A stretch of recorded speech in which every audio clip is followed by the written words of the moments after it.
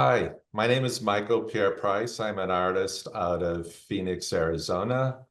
Today is January 2nd, 2025, and this is Techspressionism Salon number 90 with the title called Origins. I wanted to make a few remarks before we actually begin with our presenters today. One of the things I think is really important about Techspressionism that I've long held is that a significant part of the Techspressionist community is the lived history, especially with the early days of technology-based art making, that a number of our artists in our group actually experienced. And that's what we'll be discussing today, some of those things that the artist presenters have lived through and what they got to witness. For many of our presenting artists, these formative years in the rise of technology, especially digital technology, spans from as early as the 1960s and 70s into the transformative decade of the 1980s. What's also important to remember is that we're talking about all of this unfolding prior to the internet as we know it. There was no web at that point that we had access to and could use. One of the things I think we're lucky enough in the Techspressionism community is the wealth of artists who can speak to these early days of technology. And we're presenting the Origins Salon in actually two parts, one today, and then in the following February Salon on the 6th of February. I want to personally thank Steve Miller for sharing his insights with me while I was formulating this concept of the Origins Salon, because Steve relayed to me that we should really see this as an important historical record, not only of the artist who will be presenting, but also contextually as a prehistory of Techspressionism.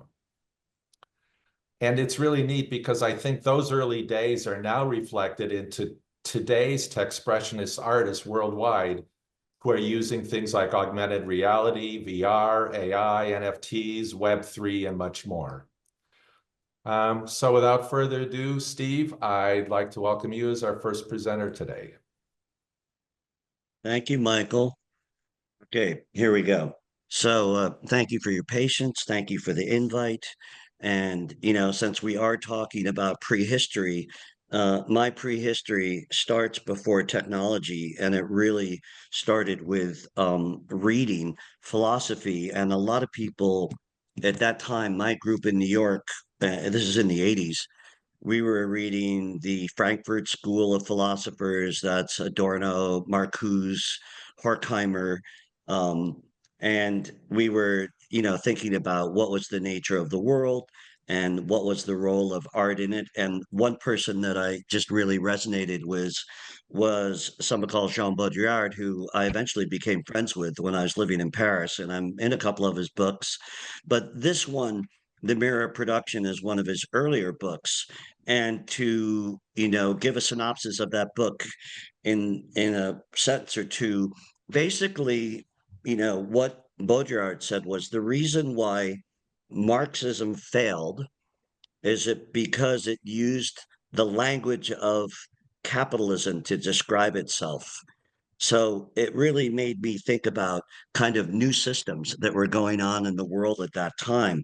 And, what were those systems about? Again, there was no internet, as Michael said, you were just sort of analyzing, reality. And I saw this thing pop up like the first barcode, right? When that first came in, which is in the early 80s, something, of course, we all take for granted. But at the same time, I was looking at that barcode in relationship to human value in production. And, this is a painting that from 1982, which was the start of me really thinking about some form of technology, but certainly not computers. And, Baudrillard he read a lot of books. I've read most of them. And the other thing that he sort of pointed out to me that resonated with me was that reality was partially informed by language, which I talked about, with the first book, and then that our reality was mediated by an endless series of images through which language and images that we interpreted the world. And a lot of people know about Metro Pictures and that sort of early pictures culture. And so I was literally thinking about language. Here we have, and this was high technology, the IBM Selectric Ball, which is laughable right now. But this is, a large painting, and I needed it to be large, and was thinking about both this notion of language and technology, but I hadn't quite evolved to, some of the thinking that I have now, but it's sort of like how I get to, these early days of prehistory, looking at the world through images, looking at this new kind of computerized language that was like really fascinating to me, the advent of video games. And this was all something that was like making me look harder. Um, there's another person that was very, very important to me, which was Michel Foucault, who was a French philosopher. And he wrote this book called Discipline and Punishment, not a very popular book, maybe, and not a very positive title.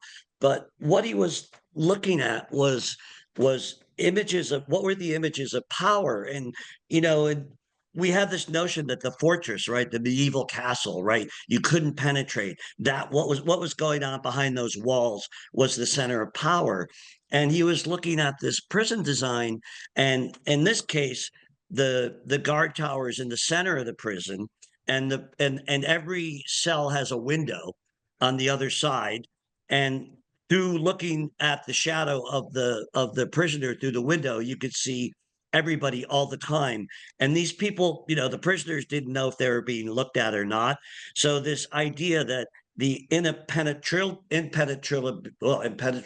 nature of power. Sorry, I'm losing my voice here, became this image of transparency. So with this ability to view, now we have cameras everywhere, but at this time, this was the start of being looked at. And so he wrote this essay called The Panopticon, and it was really about the transparency of power. And this was like my first digitized image, right, which was an eyeball. But this was me kind of exploring this early visual language of technology and looking at the transparency of power, how language systems communicate. And then one of his most influential books was called The Archaeology of Knowledge. And in it, Foucault looks at developments going from the Renaissance and looking at Renaissance molding, the first cast moldings instead of carving everything by hand. And we start to see, the idea of new of repetition, of being able to mechanize creativity. And the end of the book ends up kind of at the turn of the century, a little bit past, and looking at the relationship of culture, the advent of the train, bringing people from the countryside to the city, and this kind of new language in visual arts called cubism. And in this case, a violin, which was also considered a kind of surrogate for the female form, and this notion that all relationships were being rearranged by these new innovations in science and technology. So that really made me wonder, like, what were the systems that were generating images in the culture today? So I was looking at fine art, and this is a piece by Stella from 1959. And if you don't know these black paintings, most people do.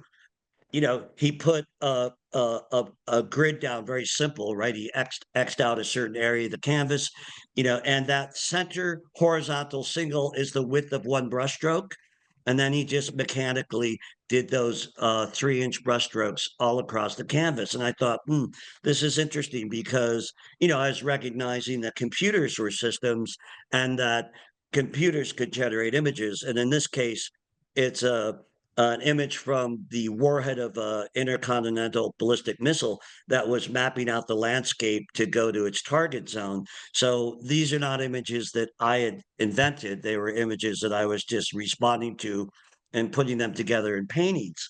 And then, the final book of many books, but that I'm showing today, uh, Wittgenstein was also looking at language, and he wrote an essay about the uh, the the arbitrary nature of language, and he was looking at the color white and thinking about all the different ways you could have snow white, ivory white, winter white, cream white, and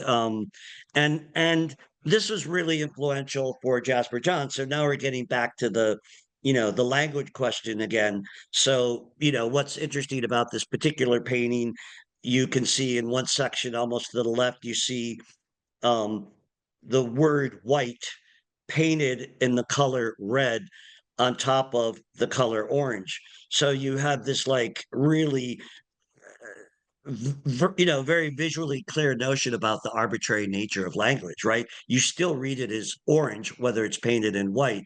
And this sort of disassociation between the thing that's signified and the signifier. So that's the stuff that got me into this technology game. And then I started actually making images. And this is an image, again, I'm looking at Cubism and I'm going like, wow, I really wished I lived in that time, because this invention of this new language really like excited me. And I was wondering, well, what would be the next thing that would be the new kind of language system for my time. And even in 1984, I knew it was going to be um, uh, technology. And I was thinking then artificial intelligence. So this image took about 3 hours to create in 1984 on a graphics computer used for ABC Sports at Peter Caesar Video. And the computer was the size of my kitchen. And it took about that time just to pixelize an image. So this was the start of me. This is something we can do in Photoshop in a nanosecond, right? But this is how slow and trudging it was. But I just wanted to see if I could pixelate this landscape and turn it into kind of an average images of averages, right? Each area got averaged, and there you got to be the block of the image.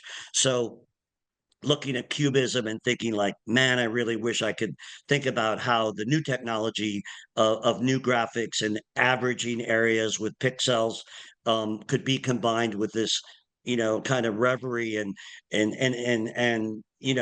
dream of being in another period than the one I was. It's like the Woody Allen film where he is in the cubist area and his partner is the person he envies is in the Belle Epoque, and so they can never meet. So here I am now actually, creating images, looking at this, using computers, but taking a really long time to like generate these images. And this is where I can wrap up a little bit and talk about Techspressionism. So the notion about Techspressionism is that one of the aspects of creativity as the ability to be expressionist, to have expressionism, and you see expressionist work and maybe like de Kooning, maybe earlier, and someone like Soutine, that's this idea that the quality of the material of paint can be an expressive mode. And Titian also understood this too. And the late 1400s in his late work, which approached kind of abstraction. So this notion that the quality of the material could actually be emotive made me think about, well, how do you do this if you're looking at technology? So I took the Rorschach blot and I decided to photograph it, put it on a computer, and silkscreen it onto canvas. And the idea about the Rorschach blot is that it's a piece of paint. We all know the folded piece of paper, and you open it, and you have a new image. And I thought, like, well, these images are scientifically proven to test, on some level, your mental state of mind, your emotional state of mind. So here I was using technology to represent something that represented the ability to data point human emotions and put it on the canvas.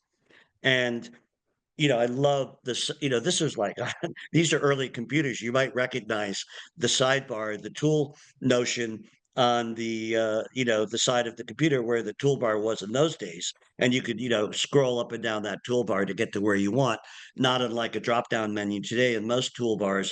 So this is another Rorschach and blot silk screened on the canvas, and you get this idea that some people might see the two women, looking at each other, and that means maybe you're healthy, and maybe they use this in forensic pathology. So you might be coming up for parole, and you get this test, and you see two people murdering each other with blood all over the place. Well, you might not get parole if you're in that data set. So I really love the idea that we had a piece of paint that could actually be a data point for human emotions. So that's kind of the start of the early Techspressionist journey. And this is just the final image of looking at code. This is me putting a couple of Rorschach blots on top of each other, emphasizing, they're photographed off a screen. So looking at the intervention of technology and the raster lines on the screen, to sort of get that notion that this is a technological interpretation of human emotions. So that's the start of me using fine art and paint to, approach these ideas that got me towards where we are with Techspressionism right now. So with that, I'll turn it over to the next person, if I can. Oh, there we go. Stop share. Thank you, Michael.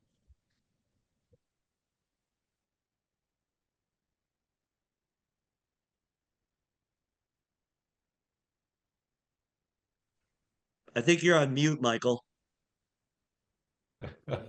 Thanks. That was really good presentation, Steve. I really appreciate it.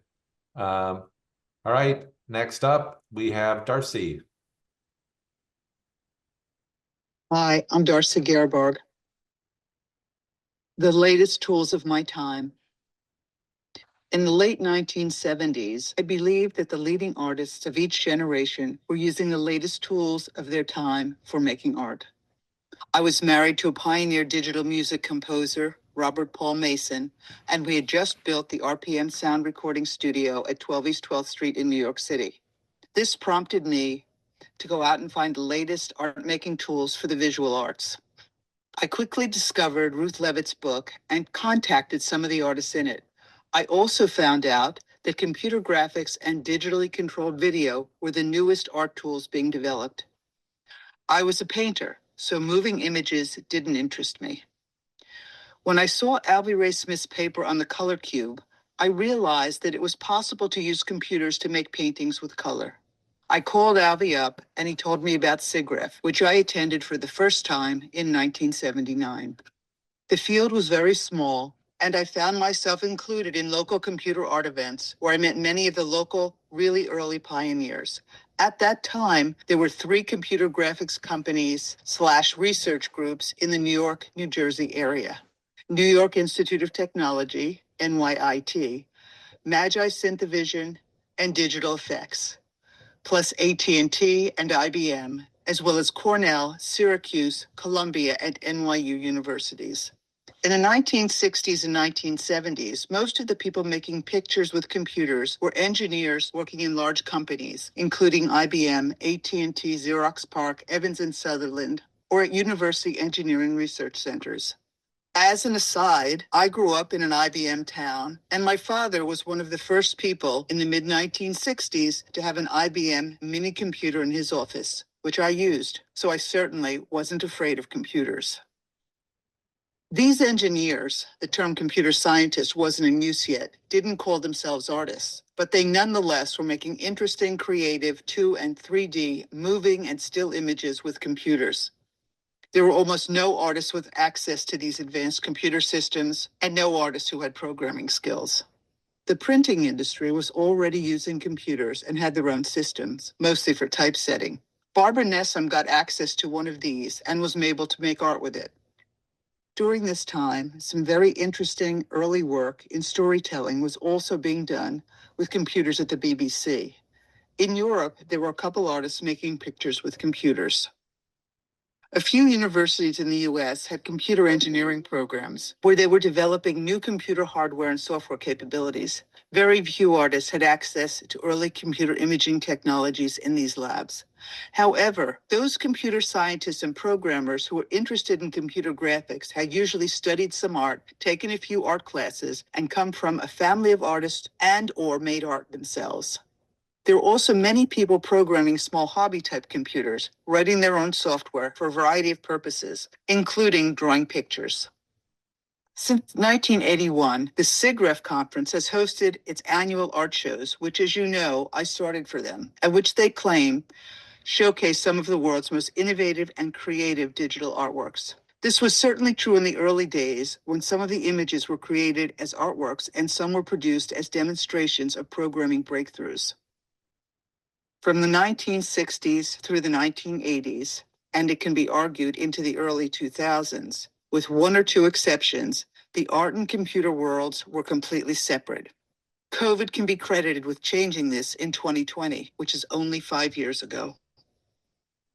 In the 1970s and 1980s, the two main areas of research in computer graphics were the creation of increasingly realistic computer images, mostly for 3D animation, and the real-time rendering of 3D computer objects and terrain, mostly for the military, animated, and 3D movies and gaming. At this time, there were no full-color archival printers. The highest quality output was on 1-inch or 2-inch computer tape, 35 millimeter still or movie film, and line drawing plotters, some with a few colors.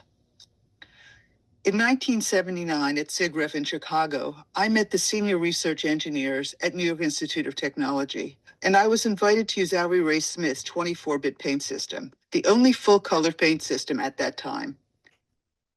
I had taken a programming class as an undergraduate student at University of Pennsylvania in the late 1960s using punch cards. Later, I took a Unix class at Berkeley, and then I sat in on Garland Sturd's programming class at NYIT. It was clear to me that I was never going to be as good a programmer as the programmers at NYIT, especially Tom Duff. I was delighted to use and explore the functionality of Alvy's paint system.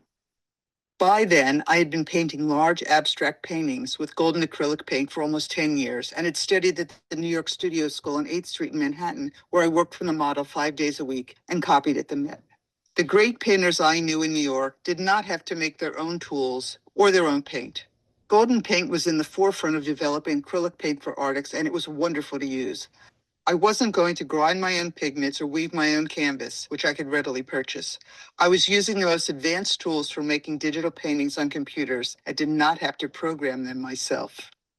The sophisticated tools available on the paint system I was using and the future systems I would use were the perfect tools for me. There was no need for me to write software, which would only have been a much less sophisticated set of digital tools. That said, I did consult for people and companies developing paint systems, including the custom paint system that Gene Miller wrote for me in the mid-1980s. So some of the paint system capabilities that I wanted were written to my specifications. I would say that my focus as an artist was to explore creative ways to make art using digital technology and to get my paintings out of the computer into physical mediums. I like to explore and exploit the capabilities of the digital paint systems I used. I was always interested in color and where color sat in space, and was always developing and looking for ways to take my images created on monitors out of the computer into physical media. For years, I was almost alone in this important quest. In 1970 into 1980, I developed a photographic technique to put my digital image separations onto zinc plates to print viscosity etchings at Krishna Reddy's NYU studio. In 1980, I did 3M scanner murals with 3M, which they exhibited at SIGGRAPH that year. In the mid-1980s, as an artist in the new Works and Clay projects at Syracuse University, I started using silkscreen glazes to put my digital images on ceramic tiles, which were exhibited at the Everson Museum. Also in the mid-1980s, I created carpet tiles at Milliken Carpet, produced Formica tiles at Formica, and did a ceramic tile project at Otsuka Chemical Company in Japan. In the early 1980s, I bought a Dunn film recorder, which became part of my custom 24-bit S100 bus custom computer graphics system in my Chelsea loft. It output to 35mm and 8x10 film and had a 16mm movie camera attachment. When Polaroid commissioned some large color prints of my digital paintings for an exhibition, they sent me many boxes of their 4x5 transparency film. I had to rent and learn to use a 4x5 bellows camera, which I also mounted on the Dunn film recorder. That was a lot of fun. I find it interesting that in the last few years, it has occurred to the newer digital artists and curators that taking digital images into physical media is important. In the 1960s and 70s, there were a few husband-wife teams in which one partner was a programmer and the other was an artist. Joan Truckenbroad and her husband Clyde Kimball, Ruth and Jay Levitt, Colette and Charles Bangard, and my husband Gene, who was in the mid-1980s the VP of Technology at Magi Synthevision, and I. Brigham Young developed a 3D animation program, Movie BYU, which I ran and taught on my custom computer graphics system in my loft in New York City, starting in the early 1980s. Gene Miller wrote a custom 24-bit paint system for me, which I ran on an S100 bus computer and which I used for many years. This was before IBM and Apple PCs had full color. In 1980, I began teaching computer art classes at Tisch School of the Arts, New York University. In the mid-80s, I created and directed the first MFA program in computer art at the School of Visual Arts. I also started the computer art classes at SUNY Stony Brook. From the beginning, I used film as what I called a transfer medium to get my paintings out of the computer. I projected my slides onto wall-sized canvases, mixed the same colors in golden acrylic, and airbrushed my large paintings on canvas. I had huge silk screens made with a variety of computer separations and screened or airbrushed through the screens to make paintings on canvas or monographs on paper. I had stencils cut of digitally painted separations on commercially available digital plotters and used them to make layered acrylic paintings. In the mid-1980s, when Clement Greenberg credited some of my paintings in my studio, his comment was "go light." This led me to work in the lighter color palette. He was not intimidated and did not write off the art that I was making with the use of computers. For the first SIGGRAPH Art Show catalog in 1982, the museum director, curator, and author Cynthia Goodman, who had written a book on Hoffman's students, was courageous enough to look at and write about art made with computers. She later mounted the first major digital art exhibition. Finally, really large, excellent full-color archival quality printers became available. In 2016, I started buying bolts of printable canvas and printing my digital paintings myself on 72-inch and 45-inch wide color printers. As a note, Harold Cohen was a known artist in 1973 when he started developing his drawing machine program named Aaron. For years, he continued developing Aaron, using it to control a plotter that could meander over a large flat surface, making digitally printed images.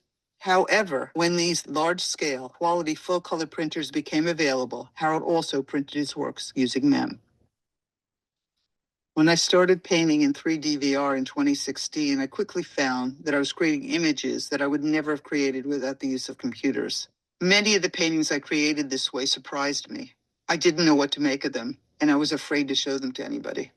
Fortunately for me, the renowned critic, author, and curator Karen Wilkin visited my studio and gave me her opinion of some of my 36 by 60-inch paintings on canvas. Her comment was that they were strong, which was enough not to discourage me. Today, I print my digital paintings on canvas and enhance them with the AR sculptures that they are created from. For historical information that you can rely on, I refer you to Joshua Reichardt's Cybernetic Serendipity, The Computer and the Art, 1969. Ruth Levitt, Artist and Computer, 1976. Cynthia Goodman, Digital Visions, Computers and Art, 1987. Avi Ray Smith, A Biography of the Pixel, 2021. Bonnie Mitchell and Jen Serelman, directors, the SIGGRAPH Art Show Archives. Thank you very much. Okay, awesome. Thanks again, Darcy. Thank you. Okay, next up we have Lee Musgrave.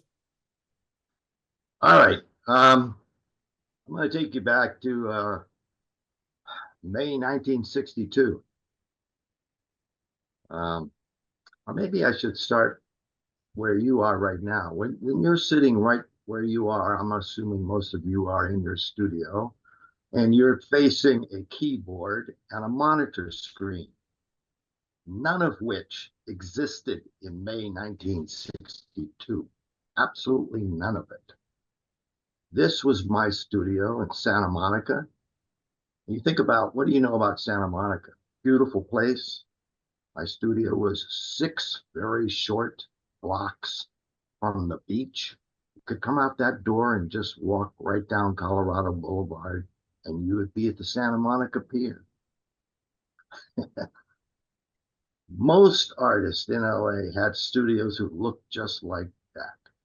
The only exception might have been Sam Francis. He had one that was like 5 or 6 times bigger than that. But the rest of us had old sheds like this. Okay. 1962, I needed money. I needed a job other than the one I had. The one I had was setting pins in a bowling alley. That was back when pins didn't have any machines. I had a little narrow 1-foot space to stand in between 2 alleys, balls flying down both of them, pins flying in all directions, and I was getting paid practically nothing. I was an art major. I asked people, anybody know anything related to art, any kind of business anywhere in San Fernando Valley? Somebody mentioned to me that there was a publication company that had an art department. I went right over there, went right in. There was a reception desk, and a very polite woman and was sitting there, and I told her I was interested in speaking to the director of the art department. She said, just a minute. She made a little phone call. She came back. She said, follow me. We went back into the building, into the office of the director of the art department. She was a very nice woman. She asked me to just stand at her desk for a minute. She had to go do something. She walked away. I looked at her desk, and I saw a large drawing on her desk, a piece of paper. I studied it, and I concluded it was a layout for a full-page newspaper ad for a grocery store. And it had little markings next to all of the words, you know, like ham, potatoes. Next to it, it had some numbers and letters in either red or blue. And I concluded that had something to do with the size of the type that was going to be set to make this ad. She came back and she saw me staring at it. She said, do you understand this? And I said, yeah, this is supposed to be in 48-point Bodoni bold. She said, that's right. She said, you're looking for a job, huh? So yeah, you're hired. Now, this was Mission Publications. They published local newspapers, advertising brochures, a big variety of things. This place was a gold mine for a guy like me. I just couldn't believe it. She said, come on in here. We went through another room, and in that, there were a whole bunch of men in there running these machines that were gigantic. They were sort of the modern version of where printing started. They had these machines that had hot molding lead that would mold letters out, and they would type out whatever the writers from these different newspapers gave them. They would be copying it, and this big machine would be gathering all these metal letters together to make these things. I'm not going to go into all of that. The point here is, she told me all of those machines were being ripped out and thrown away because nobody even wanted to buy them. All of the men working in there had been offered to be trained on the new systems. They all laughed and said, you'll be out of business in a week. They all quit, okay? And ladies, you're gonna love this part. In the art department, there were all women working in the art because they didn't know about how to do those other machines, so only men ran those machines. The new stuff, the men weren't interested in learning. The only two men working in the art department were myself and another art student who got there before me. His name was Roger Werson. Okay, so she says, now come over here. And I sit at this table, and there's this ugly looking, boxy looking thing, about, 2 feet wide, 2 feet high, 2 feet deep, sort of a hexagonal wedgy thing that had all sorts of knobs and dials on it and buttons. Okay. And she said, this is a Verityper headliner. Okay. She said, it sets height. I said, it does, just like the machine in the room next door. She said, yes. This huge machines had been reduced down to this little tabletop, ugly looking thing. Okay. It sets big type, not small type. Anything less than 12 or 14 points, it couldn't do. But it was bigger than that, it could do. Inside of it was a small dark room. Inside the box, it had one tray for developer, one tray for fixative, and one tray for water rinse. And it had a cartridge of positive 35 millimeter film, which you put into it. So again, I'm not going to take up all my time with all the tape details, but just believe me when I say this thing was a marvel. It was revolutionary to my mind. I had never seen anything like it before. I very quickly learned how to manipulate that sucker, especially at the end of the day when people were gone. I really played around with it to make all sorts of stuff. Problem was that everything that you made was made for temporary use. To be, the term they used was pasted down, but it wasn't pasted down. You ran this film that came out of this box through a waxer, and it put a layer of wax on the back, and you just stuck it down temporarily, took it over to the darkroom guys, and they photographed it. And they put it on offset presses. All right, so I am playing with it to make artwork, because when you got near the end of whatever the commercial job was that you were working on, there was a little room left on 35 millimeter film. So I got to play with that little piece, but it was not stable. It wasn't archival. It wouldn't last long. You left it out in light, especially sunlight, it would turn yellow and brown and disappear. And so I only have one surviving piece from that era. I made it the following year in 1964. It's somewhere here in my studio, but I haven't been able to locate it. I know I still have it. I did in that case was I managed to figure out a way to put a negative inside that machine and manipulate it. So in terms of material examples that I can show you from 1962, no, I don't, except the one piece that's in there somewhere. And it doesn't really matter, because most of what you could do with that machine was make lines, make dots, do X's and O's. You could do all that kind of stuff. The next machine that I bought was about half the size of my studio here, gigantic. It had to be in its own room with an air conditioner because it had a tendency to overheat. Okay, it, instead of on small 35 millimeter positive film, it worked on sheets of photographic paper. I have one. This is one of those original sheets. But it too is not archival. It starts to yellow and turn all sorts of funny colors, and it doesn't last unless you really hide it away. This one I found in the studio here. I'm not sure why I kept it, but I'm glad I did, because it's about the only example. All right, so let's move on. This is jumping now from the 1960s up to the late 1880s, early 1900s. I finally convinced the law Angeles County Century Gallery, which was a regional gallery in the San Fernando Valley owned by the county, to do an exhibit that included computer art. I couldn't call it computer art. I couldn't make a reference like that. I called the exhibit Disposition. I'm going to draw your attention to the two names in the middle, Judith Fetter and Tony Langston. These two people were doing the same kind of stuff I was doing, but the two of them were far more outspoken than I was.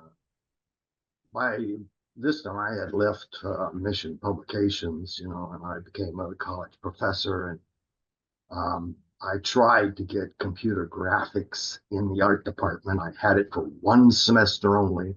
The company that loaned us 10 computers got pissed off because they thought the computers were going to the science department, not the art department. So they were taken away from me, and I never was able to get them back. And I can't play up for you the tension that existed between academic departments or between artists and art galleries when you brought up the term computer art. It was almost, like the current political debate going on in this country today, only I was talking about artwork. Anyway, Eunice Fetter, I would put as the number one outspoken person. She had attended the new Bauhaus School of Design in Chicago and studied with Mahaly Nagy. And then she came to Los Angeles and attended California State University in Northridge, which I graduated with my BA. And she stayed there and became an instructor in the computer department that they had there. So let's go on and take a look at it. Please, sorry to interrupt. You got about 2 minutes. I'm going to jam it then. Okay, this is the Los Angeles Times review of that show that I put together for her. This is for Eunice, and this is Tony Langston. Whoa, what happened there? Let's go back. Well, I'm sorry, you see what she has holding in her hands there? That's the computer she was looking for. Little square box. So that thing that I started with at Mission Publications in 1962 had been reduced down to that. And she first did moire patterns. This is some of her work. Moire patterns in the 1970s and 80s was still popular because of op art, but it was easy to do on a computer. Tony did the exact same thing, but Tony did his on plexiglass. And he did that because he was trying to get into the California light and space movement. And I worked in plexiglass as well. Tony died at the age of 73. Judith Fetter, by the way, lived until 2019. She was 100 years old when she died. This is me with Fritz Faiss, my favorite professor from CSUN. Fritz didn't do computer art, but he was keenly interested. He had studied at the Bauhaus with Kandinsky and Paul Klee, and he was very forward-thinking. I really loved him. He listened to everything that I had to say about computers. And here's what I turned out. This was where I started applying my computer skills to the artwork. This is a 4-foot high, 8-foot long sheet of 1/4-inch plexiglass. All the negative spaces you see there, the lines, were created on the computer. I heated this sucker up and bent it into an L shape so it would stand up. All the color you see on it was put on there with cheap spray paint from cans. I got great response for this, but I couldn't tell that to the gallery director or to the collectors who bought these pieces. I couldn't tell them that the designs, the images were created on a computer. They would have just chewed me up you know. It wasn't. Here's another one, black and white film. A lot of stuff was still shot in black and white in those days. Here's a close-up of one. You see the section here at the where the curve is. That isn't actually there. I laid it on a carpet to photograph. I always left clear areas in each one of the plexi pieces. And I was really disappointed when I got reviewed. Every show got reviewed by the LA Times. Not a single critic addressed the fact that I had left clear spaces in any painting, and not a single critic asked me how I came up with these designs. The design actually taken from a pamphlet I got on nuclear fission. I fed that into the computer. There's another one. Okay, so this is where I had been painting from 1969. LA County has a yearly art competition. I enters it in 1969. I won an award. I was astounded. My first solo exhibit in a gallery was of these paintings.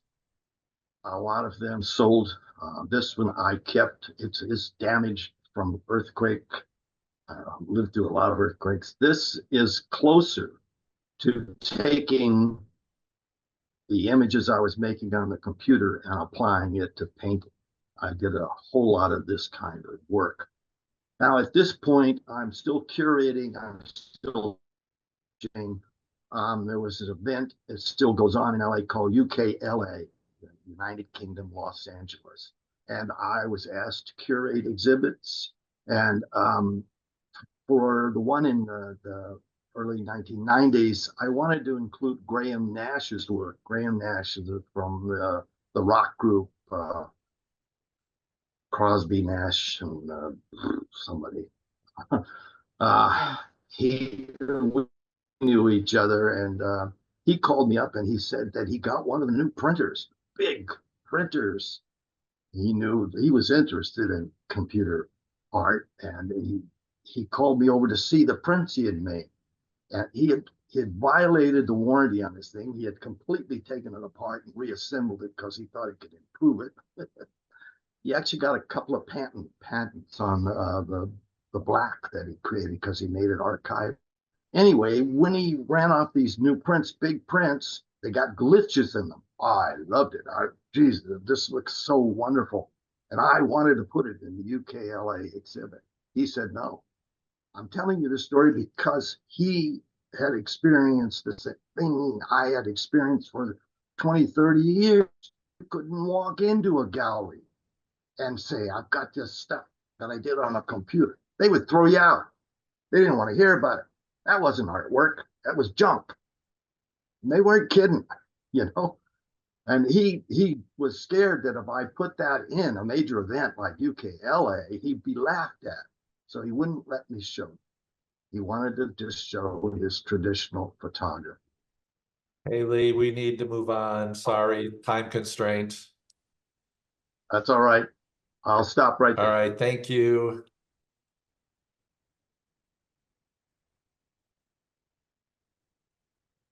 Thanks, Lee.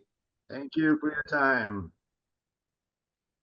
All right, next up is Nina Sobell. Hey, Nina. Hi, everybody. I couch my presentation more from a personal point of view. From the moment that I'll go on. From the moment I thought of using anything technological with my work, which was a motor. And this was in Rome, Italy. I was a student at Tyler School of Art in Rome, and there was a double barrel vaulted ceiling, and I installed a movable, what was going to be a movable ceiling, a ceiling sculpture of foam. And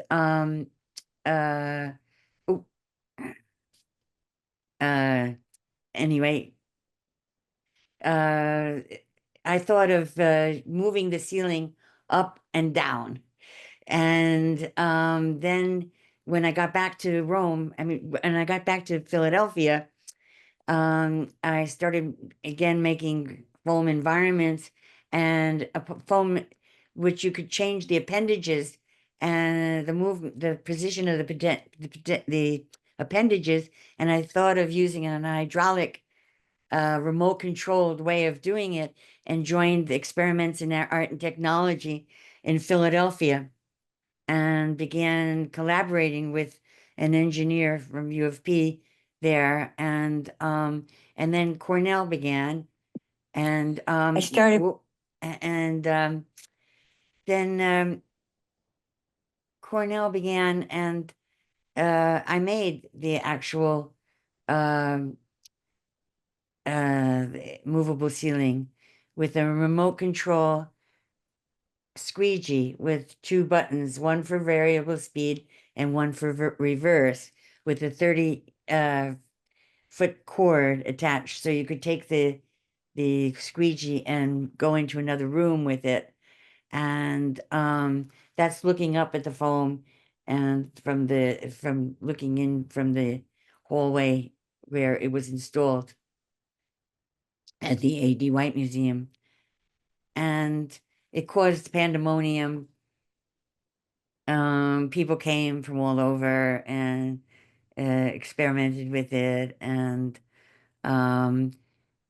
it began this whole thing of using video, because video was just first introduced. It was I had experimented before this with in '69. This was taken in '71. By the time I finished doing my presentations, I made the rockable, the movable ceiling, the cones, balloons, and documented their interaction, and then reconstructed that interaction on 4 monitors with a physical symbol in the center, representing the what was on the screens, the rockable, the movable ceiling, the cones, the balloons. It was called the deconstruction of objects within a sequential time period. And when you walked from that reconstructed time period to a 5-second time lapse, it picked up your movement. Like if you had a habit of touching your nose, that would have been recorded by the time you reached that 5-second time delay. You would have already been touching your nose. So it brought you back into the gallery space, and then past a closed circuit monitor, which represented the end of the show in time. So I definitely began thinking of time and experience and thought, and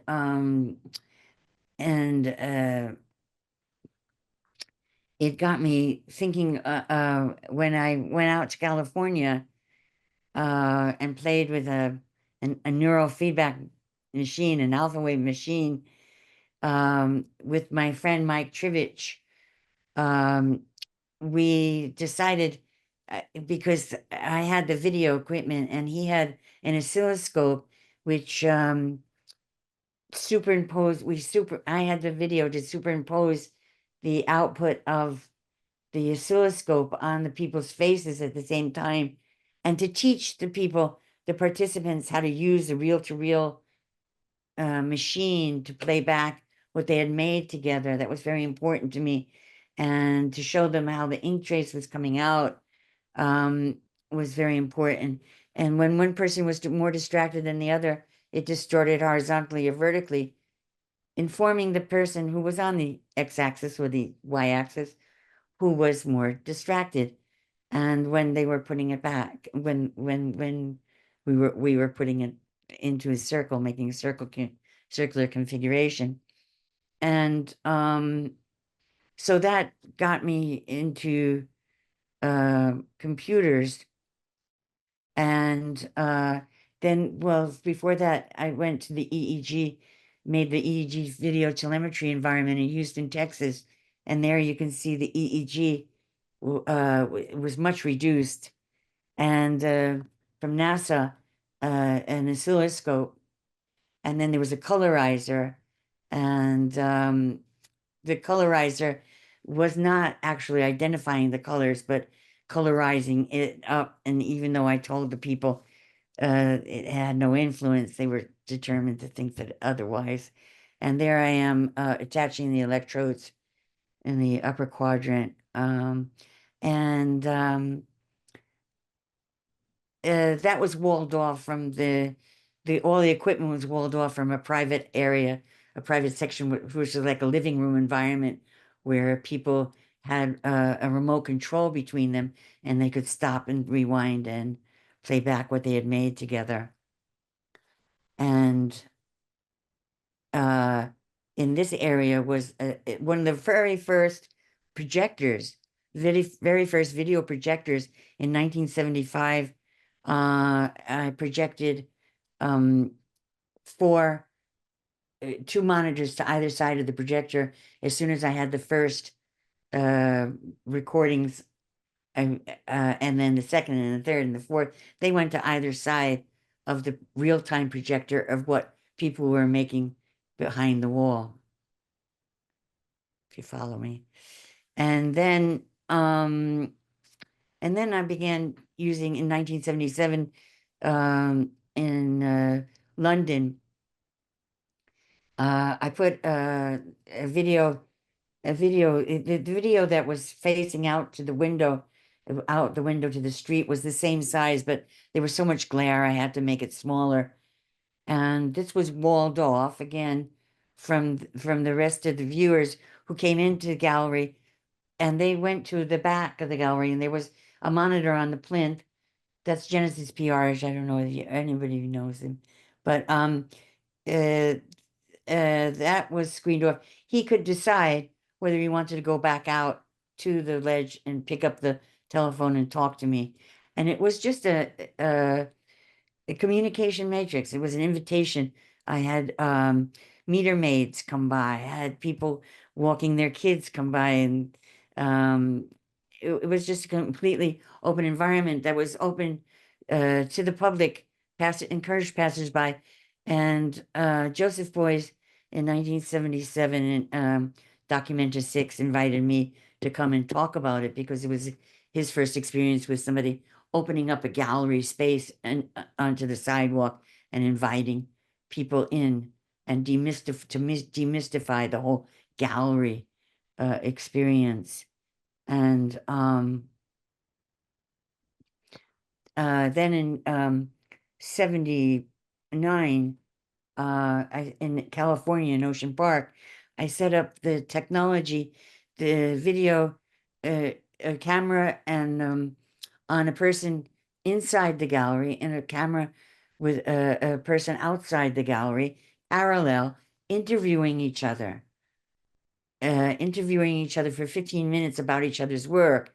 And even though, again, I said that the video wasn't going anywhere, it's closed circuit. In fact, I don't have any recordings of it, only photographic documentation. It formalized the whole presentation. It became props for a formal interview of each other, speaking about each other's work. And I was fascinated by that behavioral aspect.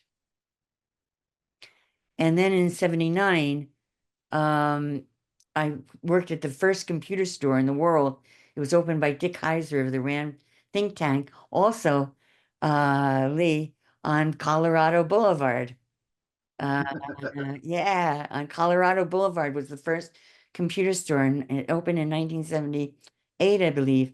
And I was there, working there in 1979, and I met I met Chris Matthews, and we worked on computer graphics in his studio and superimposed the graphics the same way with the same special effects generator that I used in 74 at this Povit Evidence Administration Laboratory. And the idea of the ones at the bottom were, as the two people were putting out brainwaves, they put them out in terms of a lightning bolt, and the closer that they got, then there was a match. a match of the output in the lower right-hand corner.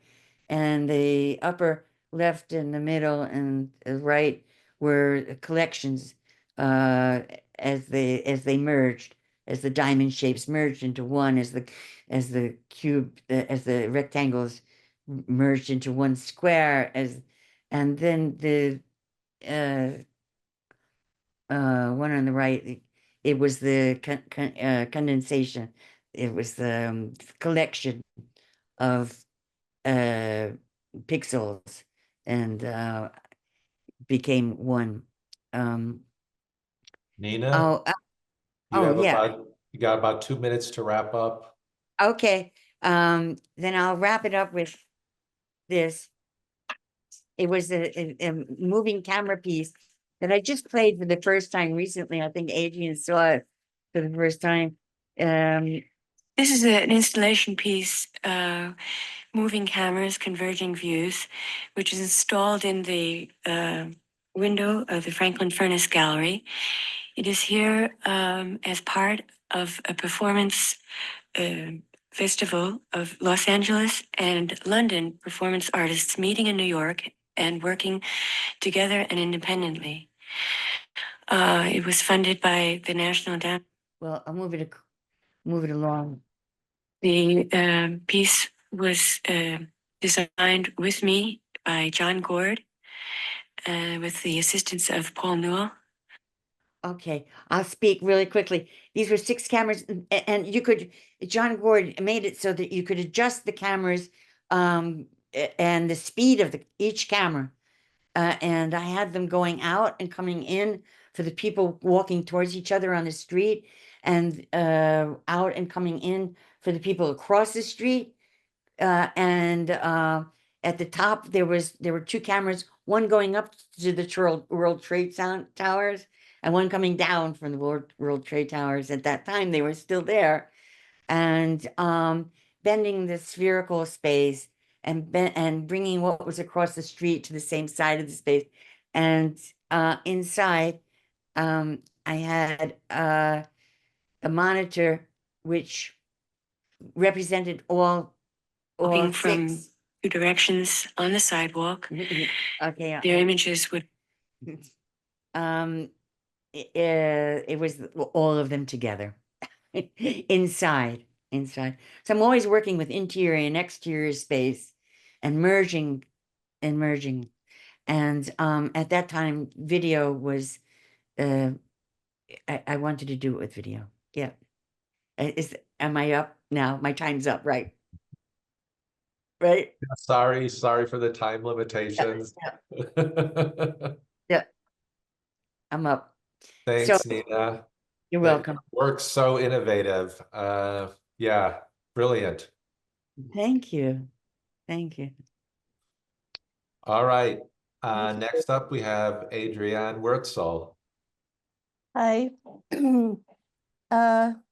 Yeah, so thank you for this opportunity to talk about some work I did between 1969 and 1974, of which unfortunately I have very little documentation because the idea of posterity had never entered my mind at that age.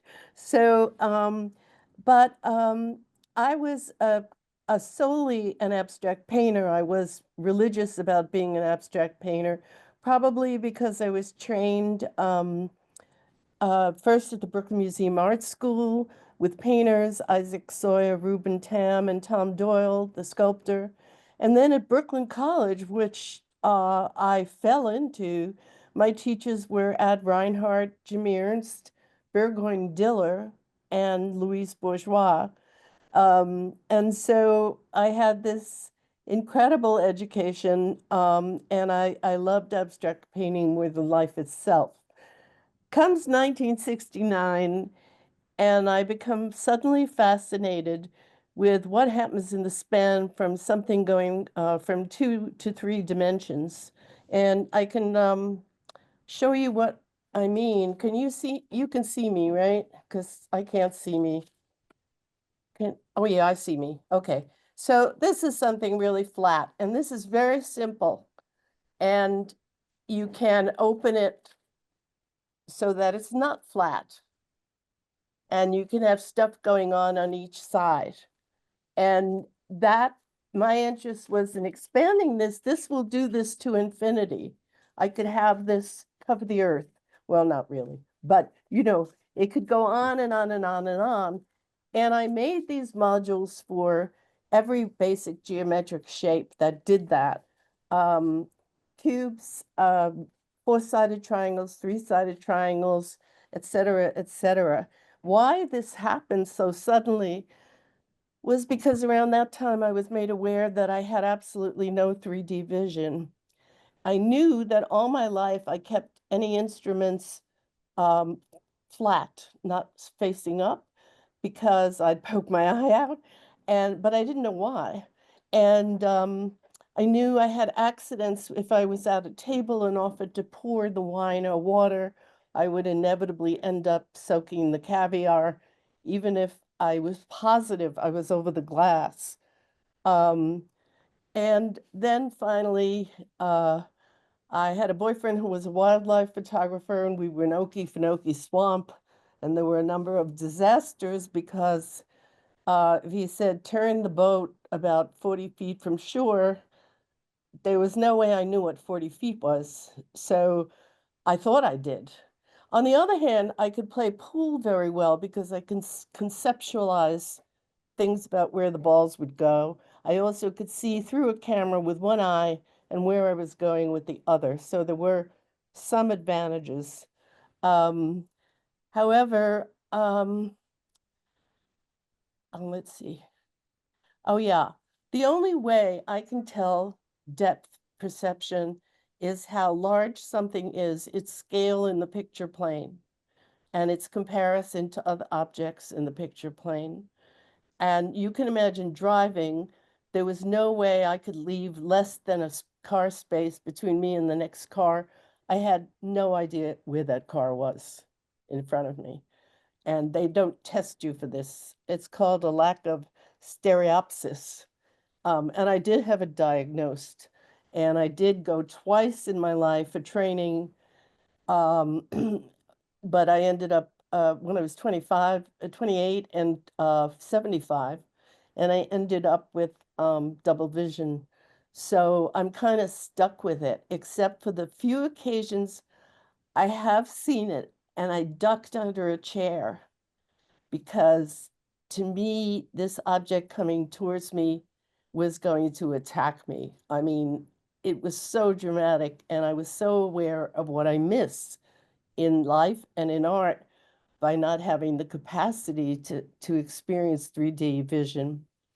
So my brain was too far gone by the time I was in my 20s to really, even with surgery, to make a difference. So I'm sure most of you are familiar with Flatland, which was, let's see, I want to get to the right PowerPoint. I have two of them.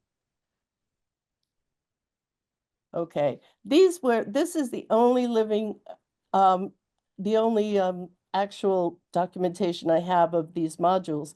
You can see there's a wire coming out on the Adrienne? side. Do you see him?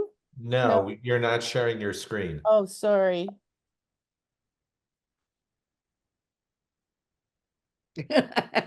That's what COVID will do. I have COVID. I'm in pretty good shape for that. Okay, here we go.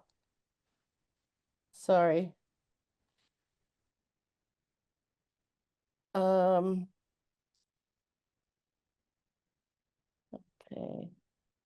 How about now? Yes?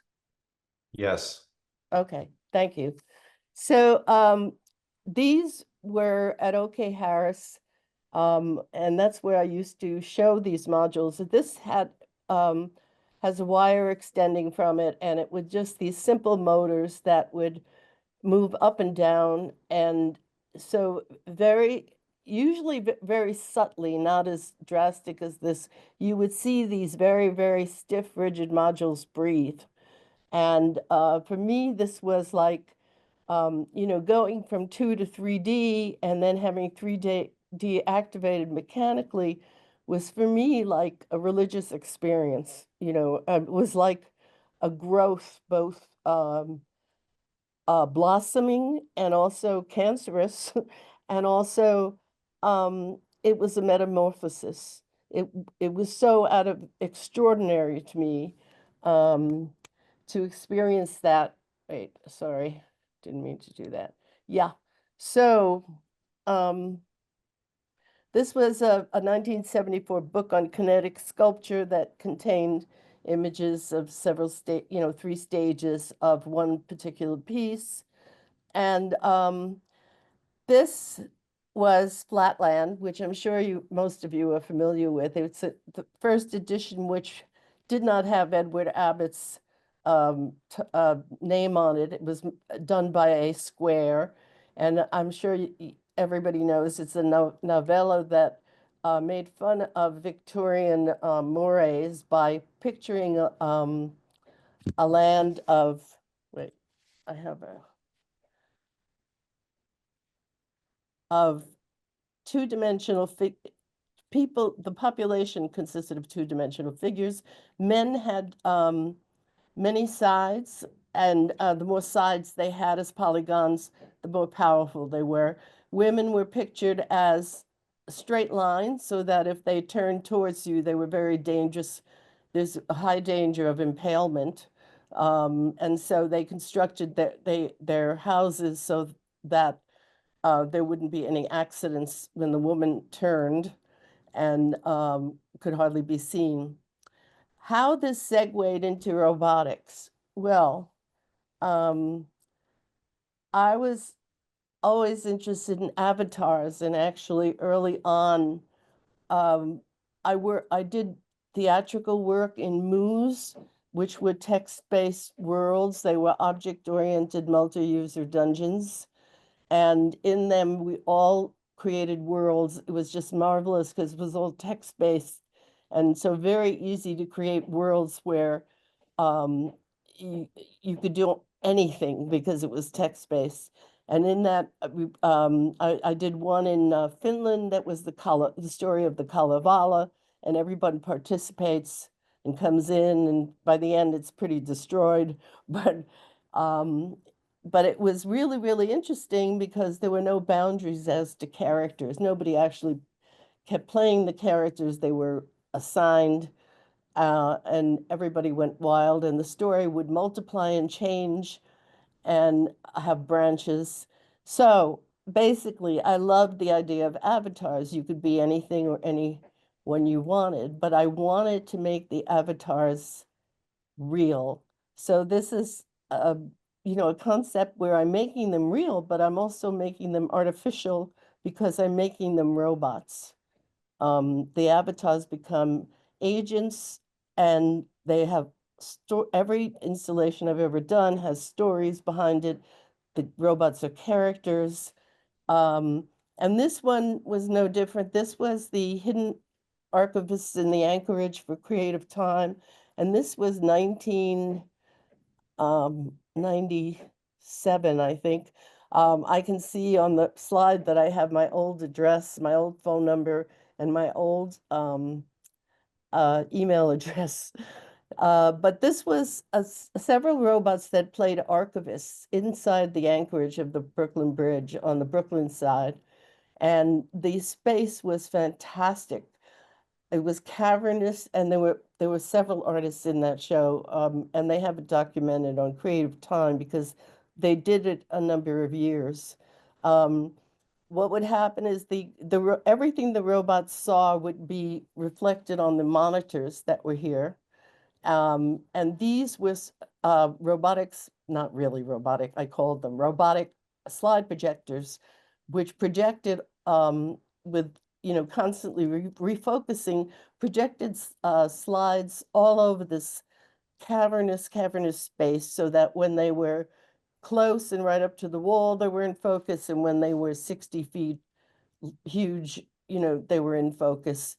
And so it became this kind of a documentation of as if they were librarians, and they were really recording the history of cartography in the world. That's just another view. I just love this location. It's my favorite location, and I walked in immediately had an asthma attack because it was total mold, but it was really quite fabulous and to work in. And you can see on the floor, there's a projection with a robot on it. So all of these things kind of intermixed. And this is individual photos of the robots, which were real clunkers. You know, they were puppets. And having personalities as puppets and clunkers was of great interest to me, because that's how a lot of humans feel who are introverts when they're socializing. Now I'm making a collection, by the way, of all the robots I ever worked with called Tender Portraits. And I have their portraits framed on a wall as if, you know, they're family members. And it's called Tender Portraits. There's some more. And this, okay, so then it segued into using every single thing I could to express emotion through robotic entities, including, let's see if this will play. Whoops.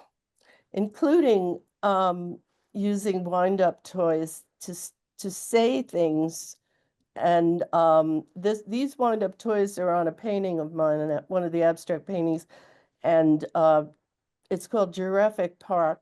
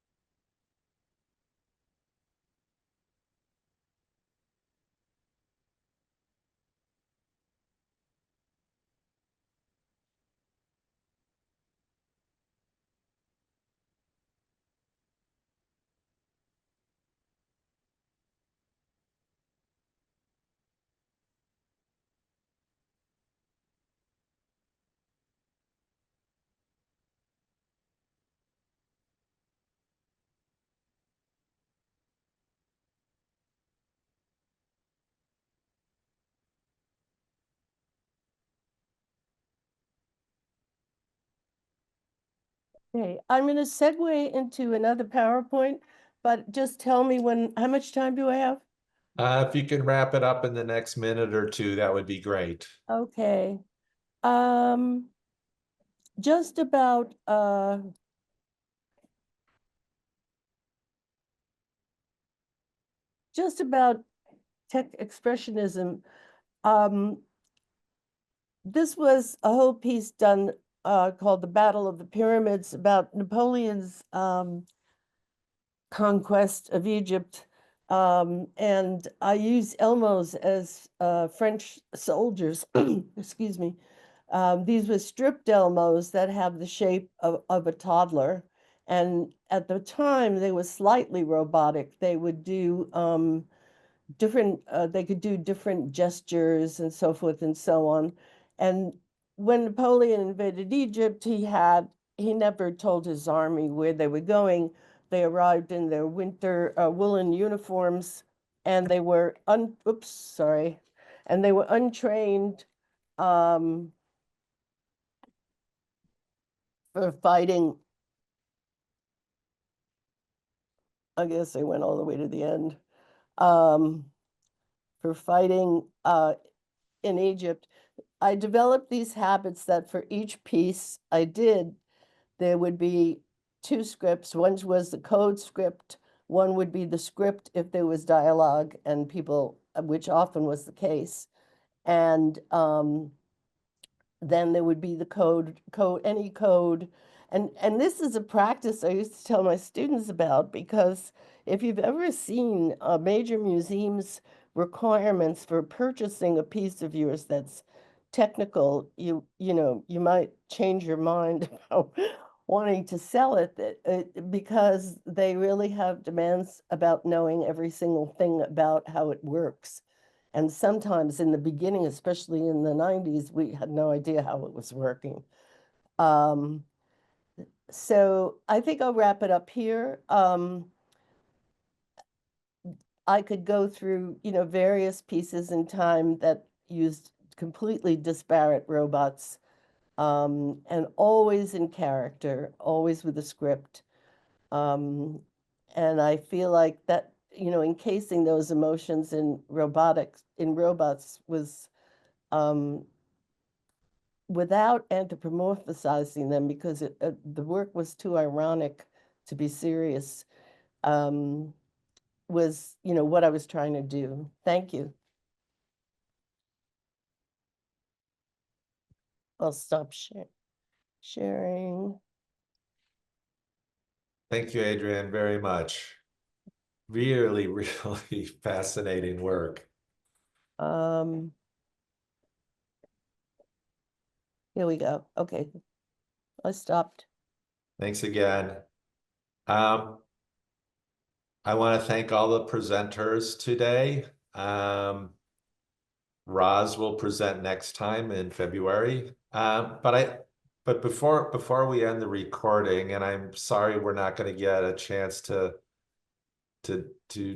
have some exchange or questions on the recording, but those who want to stay after for the after party, I just think that it is obvious the depth and breadth of the artists in this community with regards to how technology has been used, how it is being used today. And like I said, I think all of the new technologies that we all hear about these days, whether it's NFTs or AI, they're just echoes of what's gone before. And I'm really grateful for each of the presenters, given the time constraints, to share just a little bit of the flavor of what they experienced, what they did, and how technology